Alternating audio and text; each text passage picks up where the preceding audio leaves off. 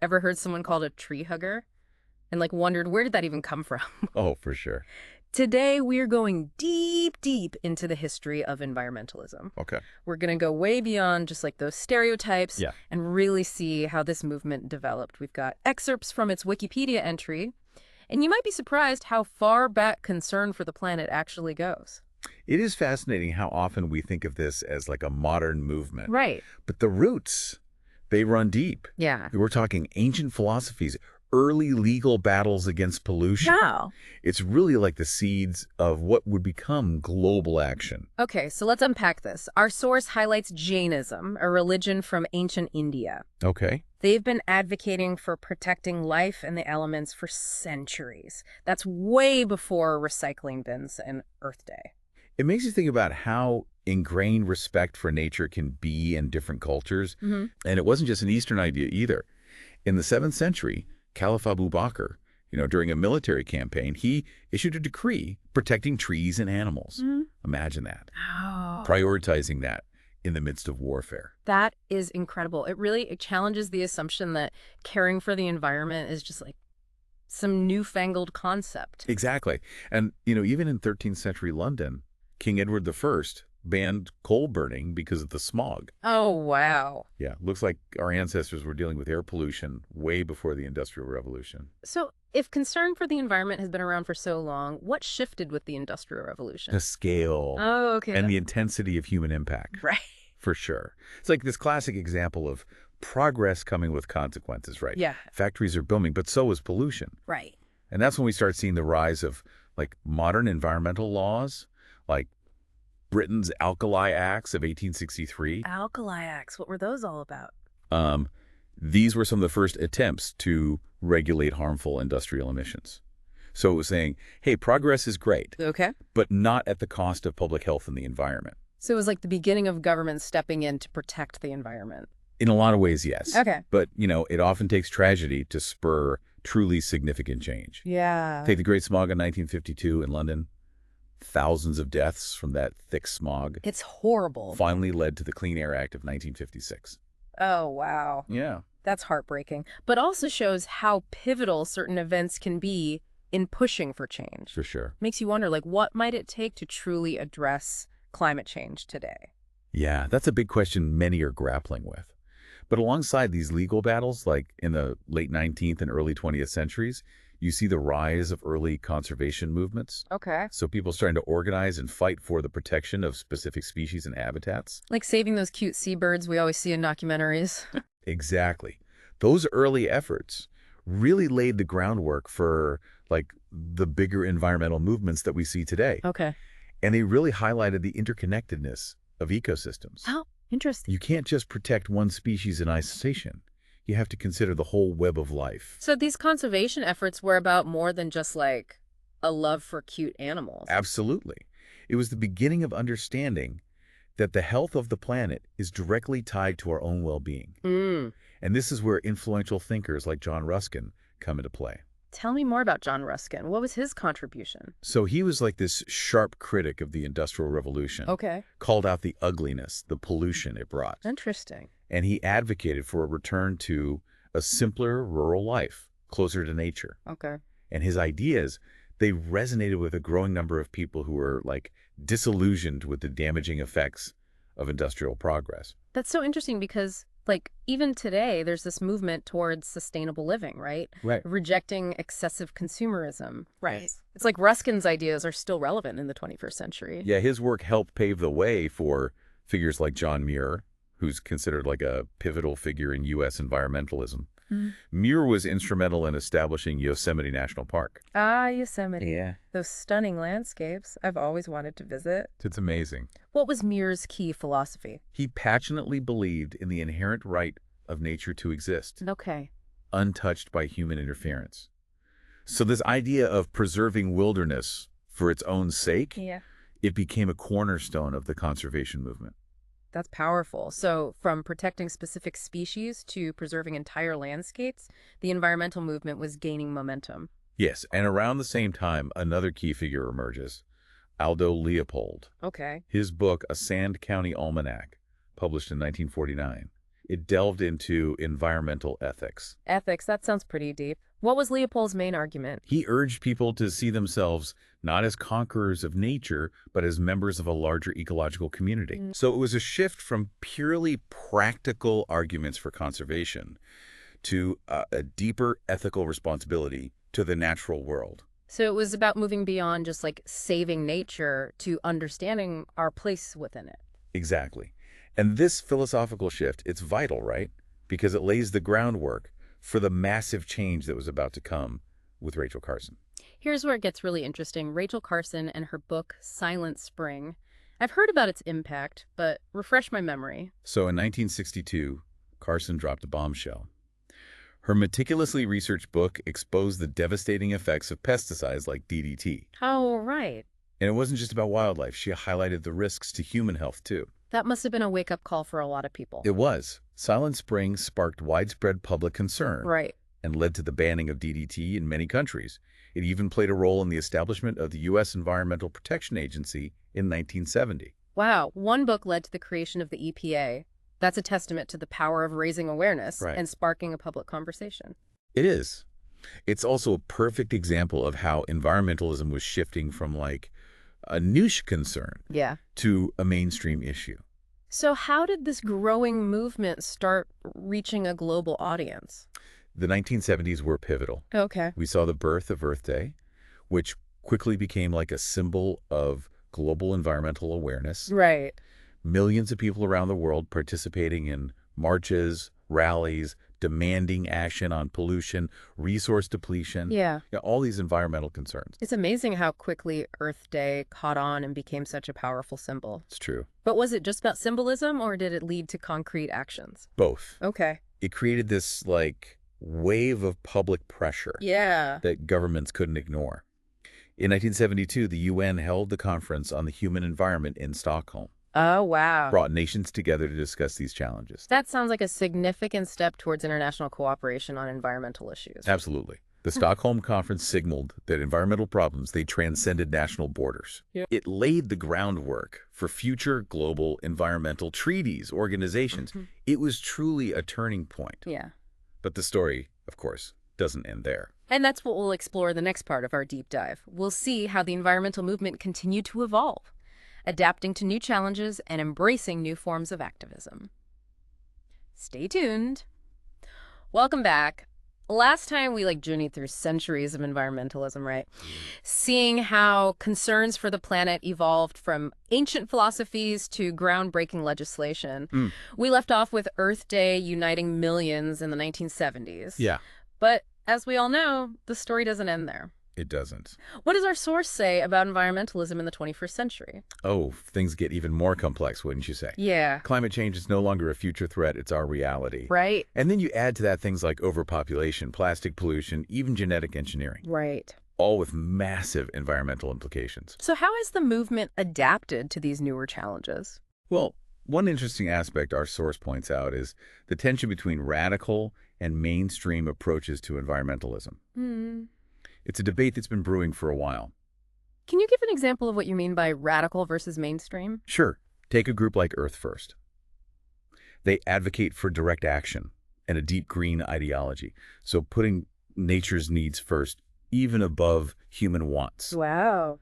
And then on the other side, you have more mainstream groups that work within existing systems. Okay. They focus on policy changes, promoting sustainability, things like that. So it's interesting, isn't it? Both sides ultimately want to protect the environment. Right. But they disagree on the best way to do it. Yeah. Is it more effective to work within the system or disrupt it? That's the core question. Yeah. And honestly, there's no easy answer. Both approaches have their strengths and limitations. It might even depend on the specific issue at hand. But ultimately, they both contribute to the overall conversation. Yeah. And push for change. Our source also highlights some of the new forms of eco-activism. Yes. Like tree sitting? Yeah. That feels very direct and confrontational. It is. And those tactics can be incredibly effective for raising awareness and, putting pressure on those in power. Right. Remember Julia Butterfly Hill? Vaguely. She lived in a redwood tree for 738 days to prevent logging. I vaguely remember that story. 738 days in a tree. That's commitment. Right. Did it actually make a difference? Oh, her actions resonated globally. Suddenly, the world was paying attention to the plight of old-growth forests Wow. and the lengths people were willing to go to protect them. And then there are sit-ins, which, like, they were popular during the civil rights movement, but have been adopted by environmental activists too, right? Exactly. It shows how interconnected social and environmental justice can be. Many activists see the link between protecting the environment and fighting for human rights and equality. That's an interesting connection. It reminds me of something else our source touches on, the different approaches within environmentalism itself. Yeah. Like, it's not just one big unified movement, is it? Definitely not. It's more like a tapestry, woven from diverse threads. Scientists, activists, policymakers, everyday citizens, they all contribute to the larger picture. So it's not just about hugging trees then? Well, while tree hugging might be a powerful symbol, Yeah. it's only one piece of the puzzle. You mentioned free market environmentalism. Right. What are your thoughts on that approach? Well, it sounds interesting, but I'm skeptical. Okay. Like, relying on market forces to protect the environment feels like it could easily be exploited for profit. That's a valid concern. The idea is that if companies have a financial incentive to conserve resources, they'll do it. But critics argue that, it doesn't address the root causes of environmental problems, like our unsustainable patterns of consumption. What about evangelical environmentalism? That seems like an unusual pairing. It might be surprising, Mm. but many evangelical Christians see caring for creation as a biblical mandate. Oh, okay. They advocate for action on climate change, environmental stewardship, as part of their faith. So it goes to show that environmentalism can find common ground with different belief systems, right? Absolutely. And that's vital for building a truly broad-based movement that can tackle these complex challenges we face. The source also makes a distinction between preservation and conservation. Right. What's the difference there? Think of it this way. Preservationists, in the vein of John Muir, believe in protecting wilderness areas in their pristine state, free from human interference. Okay. Conservationists, on the other hand, are more pragmatic. They acknowledge that some level of human use is necessary, Okay. but it needs to be sustainable. So one is hands-off and the other is about managing resources responsibly. Are there any real-world examples of these different approaches in action? Absolutely. National parks, like Yosemite, which Muir championed, Yeah. they're often managed with a preservationist mindset. The goal is to minimize human impact and preserve the area's natural beauty. Okay. But then you have national forests, which are managed for multiple uses, Right. like timber harvesting, recreation, and wildlife habitat. Yeah. That's more of a conservationist approach. It makes you think about how those different philosophies play out in real-world decisions about land use and resource management. Exactly. And as the pressure on natural resources grows, finding that balance between preservation and conservation becomes even more critical. So far, we've covered a lot of ground. We've talked about historical figures, new forms of activism, the many different approaches within the environmental movement. It's clear this is a multifaceted issue with no easy answers. But before we wrap up, there's one concept I'm curious about. Earlier, you mentioned exergy. Right. What exactly does that mean, and how does it relate to environmentalism? It's a bit technical, but it's worth understanding because it provides a really useful framework for thinking about environmental impact. Exergy essentially refers to the amount of energy available to do useful work. So not just the amount of energy we have, but how much of it we can actually put to use. Precisely. And in an environmental context, it's about minimizing the waste of energy and resources. Think about it. We extract resources from the earth, we process them, we transport them, we use them, and eventually we discard them. Right. At each step, we're losing exergy, wasting potential. Okay, I see where you're going with this. Yeah. So a more like exergy-aware approach would focus on maximizing efficiency at every stage. Exactly. And that has implications for everything from how we design products and buildings to how we manage our energy grids and transportation systems. This reminds me of the whole reduce, reuse, recycle mantra. It's a fundamental principle of sustainability. And exergy analysis gives us like a scientific framework for understanding why it's so important. It's not just about being green. Yeah. It's about making the most of the resources we have Right. and minimizing our impact on the planet. So it's not just about individual actions or specific policies. Right. It's about like a fundamental shift in how we think about our relationship with the planet and our resources. You've hit the nail on the head. Yeah. And that brings us to a crucial question for all of us. Yeah. Where do we go from here? Let's delve into that in the final part of our deep dive. We've covered a lot of ground in this deep dive into environmentalism. We have. From its ancient roots to the complex challenges of the 21st century, it's clear that this movement is constantly evolving. It is. But now I'm curious, where do we as individuals fit into all of this? What can we actually do to make a difference? That's the question, isn't it? After exploring all these different facets of environmentalism, Right. it can feel kind of overwhelming. Yeah. But I think it's important to remember that it's not just about grand gestures or waiting for governments to act. Right. It's about the choices we make every single day. Okay, so let's unpack this. What are some concrete actions listeners can take in their daily lives? Think about your consumption habits. Can you reduce your waste? Hmm. Support businesses that prioritize sustainability. Hmm. Maybe choose to walk or bike instead of driving whenever possible. Right. Even small changes can add up. So it's about being more mindful of our impact, right? Not just like going through life on autopilot, but making conscious decisions that align with our values. Exactly. And it goes beyond just our individual actions, too. We can be advocates for change in our communities. Talk to your friends and family about these issues. Reach out to your elected officials.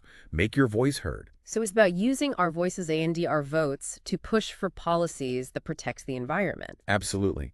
And remember, you don't need to be a policy expert or a full-time activist to make a difference. Educate yourself about the issues. Find an organization that resonates with you. Volunteer your time. Donate to a cause you believe in. It sounds like you're saying that environmentalism is both a collective and an individual responsibility. Precisely. We need systemic change. Yeah. But that change starts with individual awareness and action. Think about it this way. If millions of people make small changes in their lives, it creates a ripple effect that can lead to real transformation. That's a really empowering message. It's not about feeling powerless or waiting for someone. And it's about, shifting our mindset.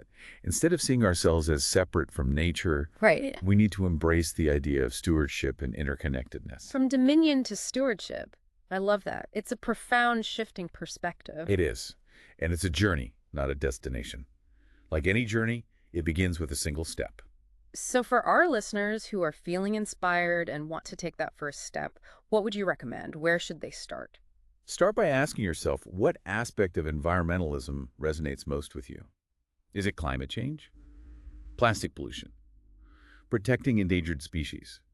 Once you've identified your passion, find an organization working in that area and get involved. You can volunteer, donate, or simply learn more about the issue. And remember, even small actions can make a difference. Reduce your plastic consumption, conserve energy at home, choose sustainable products. It all adds up. And don't be afraid to talk about these issues with your friends and family. The more we raise awareness, the more momentum we build for change. This has been an incredible deep dive, and I hope it's encouraged everyone listening to think more deeply about their own relationship with the environment. Me too. We've explored the history of environmentalism, its many different approaches, and the challenges we face in the 21st century, but ultimately, the message is one of hope and empowerment. It is. We all have the power to make a difference. Whether it's through our individual choices, our advocacy efforts, or our support for organizations working to protect our planet, we can all contribute to creating a more sustainable future. Thanks for joining us on this journey of discovery.